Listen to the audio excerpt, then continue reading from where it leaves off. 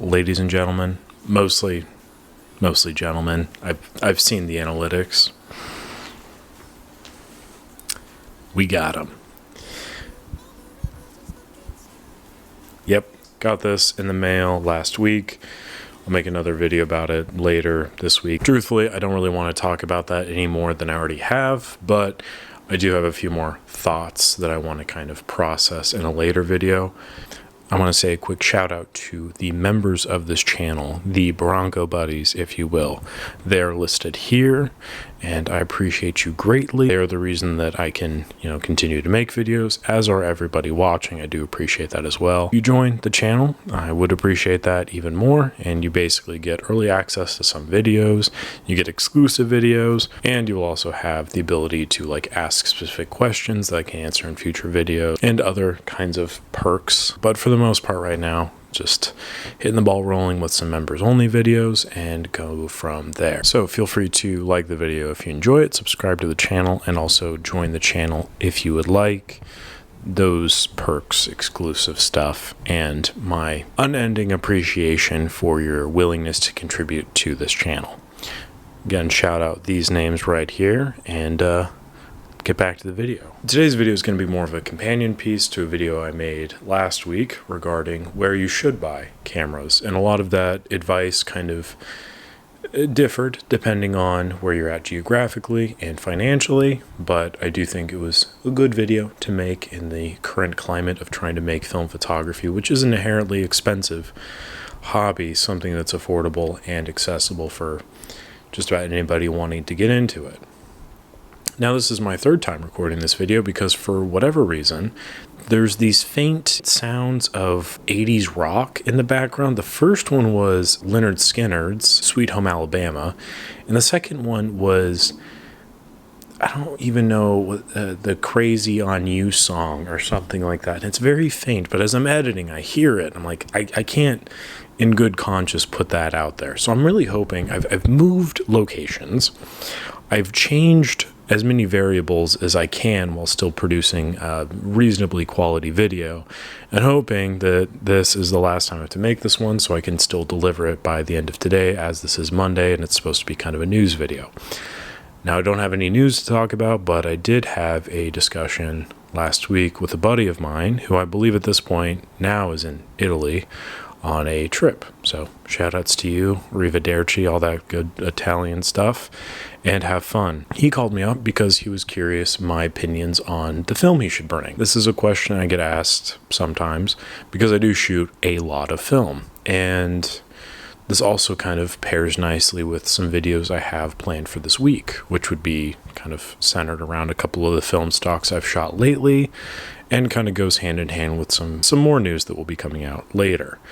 So he asked me, and these were some of the answers I gave him. We're going to start off with color film because I feel like that's kind of where a lot of people get into film, and my recommendation right off the bat would be Pro Image 100. I recommend that because right now it's a little less than $40 for 5 rolls. So it's about $8 a roll, 100 speed film, 100 speed color film. And in the summer months, I think that's a really good option because there's a lot of light out there, so you don't need higher sensitivity film. You can get away with 100 speed film. So low grain, there's not a lot of grit to the image, and the images themselves are fairly flat. There's not a whole lot of saturation in the colors, and it's really just a fine film. I think in my mind it kind of reminds me of a really budget, lower speed Portra kind of film, because Portra kind of has this more pastel-y, less vibrant nature to it, and Pro Image kind of replicates that with a little bit less quality, if that makes sense. I'm going to say something controversial, but I want to follow it up with the point that I've now had to record this particular segment twice before, so it might be a little bit more curated. Pro Image is also nice because it has a lot of latitude. That meaning, if you wanted to push the saturation of certain colors, you can. There's enough detail retention to do that. If you need to bump exposure one way or another, you can kind of do that as well. Adjust contrast, what have you. It gives you the ability to do that. Which begs the question of, should I edit my film photos? And personally, this is an argument that I find to be kind of silly because I don't care. I edit some of my photos. Sometimes I don't. Sometimes I do. Sometimes they're like a little off kilter. Sometimes the levels need adjusting. Sometimes the saturation isn't quite how I want it to be. A lot of times I shoot with like really expired and weird film, and I just need to do a lot of magic to make any kind of image come out. So I will edit them. And there's a certain number of people who claim that if you do edit them, you are ruining the integrity of film photography and you're a bad person. And they don't say that necessarily, but it kind of comes across that way. I think it's just kind of silly to care that much about something. I think it's a personal thing. If you want to edit them, edit your photos. If you don't, don't. I don't care. And if somebody tells you like you should feel bad if you do edit them, or you should feel bad if you don't edit them, it's safe to say you probably shouldn't listen to them. So that's kind of my opinion on it. I'm going to move on from it now. Just wanted to touch on it briefly because it does play into a couple of these other picks that I have. The next one that I would recommend in terms of color film would be Kodak Ultramax. I recommend this because I think it has the distinct saturation qualities that a lot of people are looking for in color film. It's very recognizable as the film that was used in like the Kodak Fun Savers or those kind of disposable cameras, because it's essentially the same thing. It has a very vibrant poppy look to it that people really like when they're shooting film. It has kind of lower quality components to it, but it's a film that I don't think I've really ever taken a bad shot with. Nothing groundbreaking or earth-shatteringly amazing, but nothing disappointing. It's always been really good, not too bad. So I recommend Ultramax. For another reason too, it's pure accessibility. If you are in a Walgreens, in a CVS pharmacy, sometimes even Walmart or other little Target stores or whatever, they will likely carry Kodak Ultramax for like $8 a roll or whatever. But you can grab it from there, and I think that kind of lends itself to the quality of film that it is, because you can go get some pretty quickly. You don't have to go to a specialized shop. You don't have to order it online. It's just right down the road. In fact, I did that not too long ago, and it really is just, it's nice. It's nice to have that reliable accessibility to film. In terms of black and white film, I think kind of my overarching answer is Ilford HP5. It's consistent, it's affordable. There's really nothing to complain about. It gives you a lot of forgiveness. You can do a lot to push it, to pull it, to do whatever you want with it, and it still produces a pretty consistent quality image, which I really like. There's more expensive options. There's better options out there depending on what you're wanting to do, but I feel like HP5 is a pretty good catch-all for just black and white photography in general. More affordable options, of course, are going to be something like Kentmere or Arista EDU, or of course, or Fomapan. These are all options that are kind of around the $5 mark for a roll of 24 and 35, or around $5 for a roll of 120. Now that's pretty great in my mind, especially if you're just wanting to like go test a camera or something like that. That's kind of what I use them for. But if I want to take like, black and white photos to take a black and white photo, I'll usually just pay the little bit extra and get HP5. Moving on, we have expensive films. And these expensive films are kind of, this is what I would kind of say is more like top tier, higher quality stuff that, special occasion kind of things. And this came up when my buddy was asking like, I might want to do landscape photography. What would you recommend for that? And my thought was Ektar. Ektar 100 in my mind it's my favorite film for landscapes. It is super fine grain, really nice colors. There's a little bit of like red tinting to it, but I enjoy that, to be honest, especially if it's like rolling green hills. That little bit of red adds that interesting color contrast there. And on top of that, I feel like it's the most accurate rendition of what you actually saw, without adding too much like creative input from the film itself. It's very expensive, but it's one of those that I feel like every time I've shot with it, I've really enjoyed it. So if you're kind of shooting a lot of the pro images, shooting a lot of the color pluses, shooting a lot of the Kodak Golds of the world, and you're ready to kind of level up, but you're not necessarily a big fan of the Portra look, which is very well publicized, then I would recommend getting into Ektar. I think it's a really unique look, and it feels... You definitely feel the difference, I think. When I shoot Ektar versus like a digital photo on this camera on like my phone or something, there's a very tangible difference there. And it gives you that appreciation for the film you shot.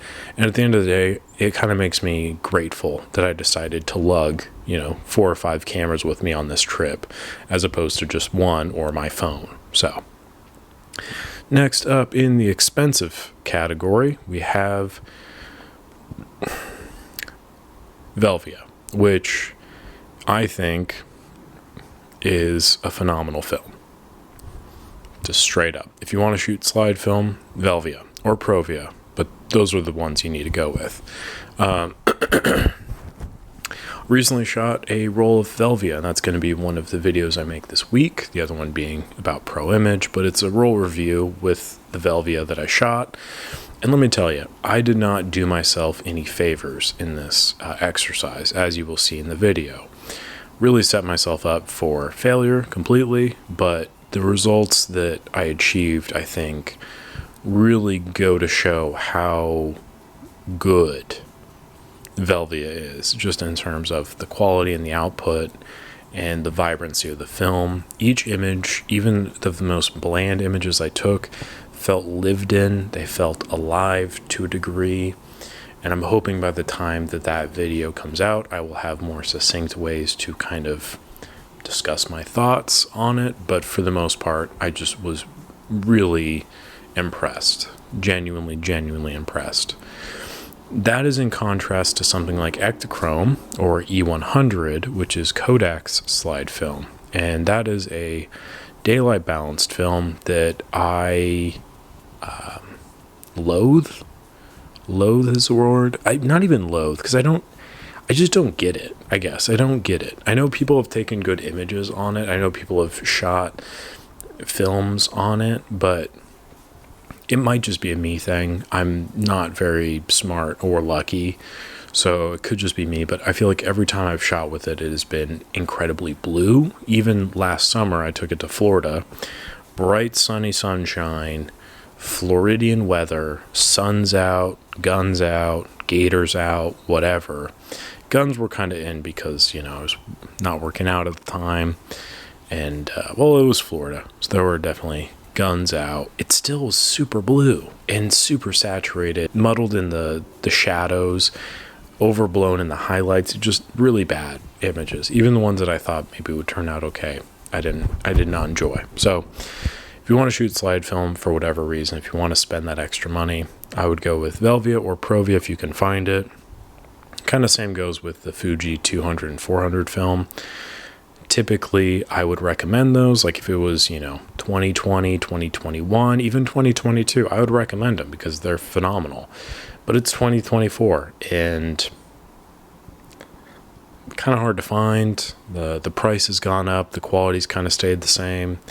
And I just feel like that there's some better options out there. I still really like C200. Can't find it. I really like the Fuji 400. Can't really find that. So if you can, go for it. If you can't, and it's going to be a small fortune, Ultramax I think is fine. Kodak Gold is one that I kind of omitted from the list. I like it. I think it's fine.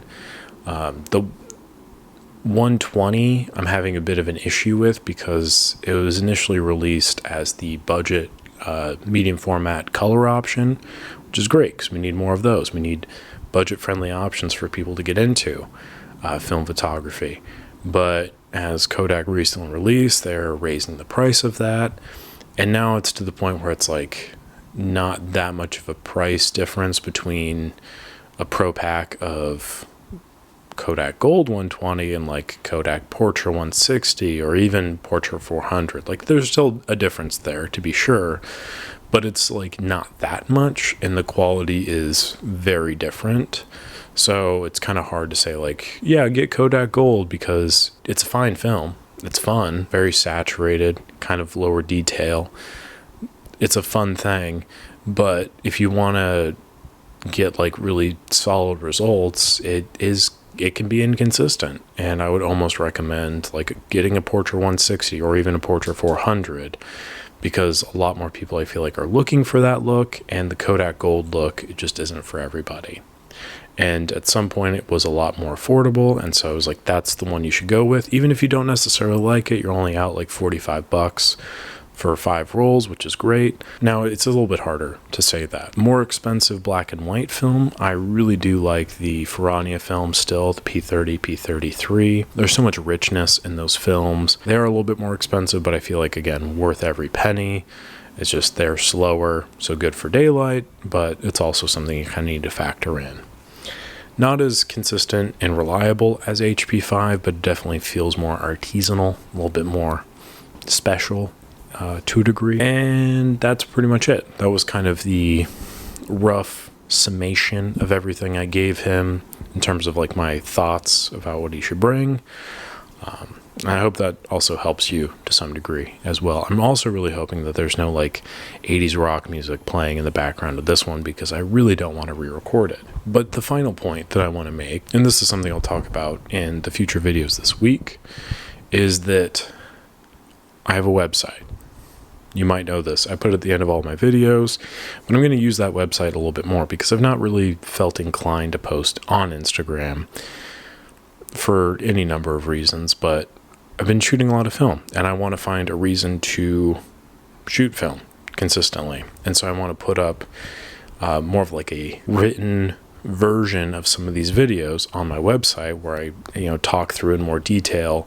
Could probably help other people out a little bit more. You can see more of like my refined thoughts and ideas on stuff. And as much as I plan these videos, I don't really plan them at all. My script today is a single question mixed with like some chicken scratch notes that I did last night. So it's not really like, these are just off the top of the dome thoughts here.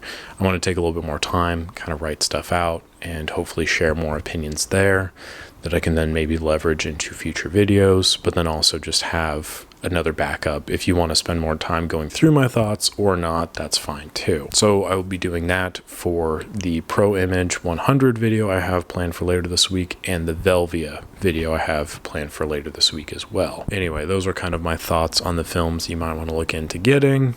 Again, not like the most refined list, but just some of the ideas I have for the current climate of film photography. But again, thank you all for watching. Like the video, enjoyed it, subscribe to the channel, join the channel if you would like, and comment down below what films you recommend getting into. I'm sure everyone would appreciate hearing what you have to say, and I would as well. So thank you again. Catch you on the next one.